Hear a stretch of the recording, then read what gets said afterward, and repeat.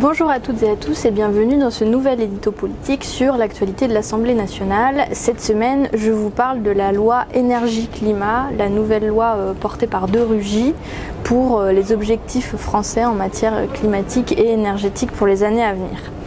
Je vais vous parler de trois axes sur cette loi. Premièrement, le fait que c'est une loi qui se veut extrêmement ambitieuse. Ce sera la seule loi du mandat sur les questions énergétiques et climatiques. Mais on va le voir, c'est des grands objectifs qui, en réalité, ne collent pas à la réalité du bilan français en matière énergétique et climatique. Le second axe, c'est que les objectifs énergétiques de transition qui sont fixés sont décevants, notamment sur les orientations vis-à-vis du nucléaire et du charbon, mais j'y reviendrai.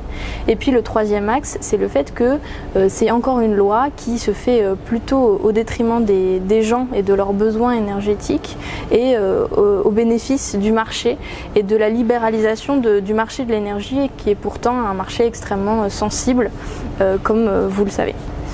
Le premier axe, donc, c'est que c'est une loi qui se veut très ambitieuse sur le climat, mais qu'elle est portée par De Rugy. Donc, de base, nous, on était plutôt sceptiques. De fait, ils sortent les grands moyens, au moins en matière d'affichage politique. Par exemple, ils créent une instance qui s'appelle le Haut Conseil pour le climat, qui pourra vérifier chaque année qu'en effet, la France ne tient pas ses objectifs climatiques. Mais bon, passons. La deuxième chose, c'est que hier soir, en commission, De Rugy a validé le principe de l'état d'urgence climatique qui a été proposé par des amendements macronistes.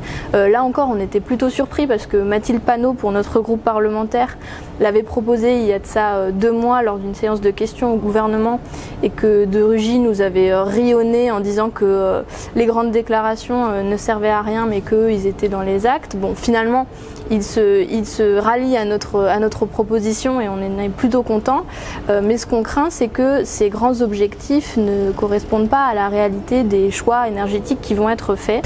Ce projet de loi, il est fondamentalement problématique dans la philosophie en matière énergétique qu'il défend, parce qu'au lieu d'aller vers une réduction des émissions de gaz à effet de serre, on va vers un objectif de neutralité carbone qui peut se traduire en fait par un équilibre entre ce qu'on émet et ce qu'on serait en capacité d'absorber, notamment par de nouvelles solutions industrielles de captation de CO2, etc.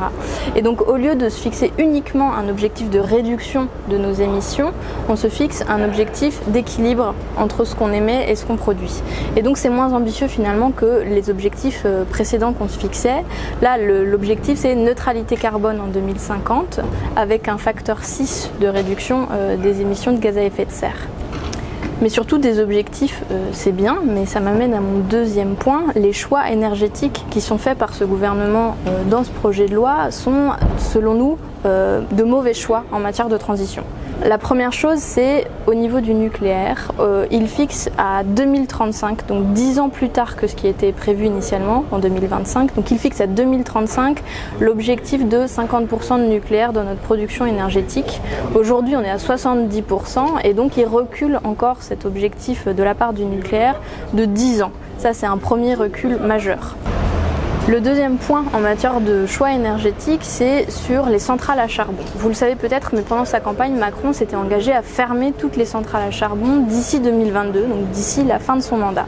Et en fait, dans ce projet de loi, il fixe juste des plafonds d'émissions pour ces centrales à charbon, ce qui va permettre de continuer l'activité des centrales mixtes, charbon et biomasse, qui sont moins polluantes que les centrales à charbon uniquement. Et donc c'est un recul en matière d'objectifs énergétiques.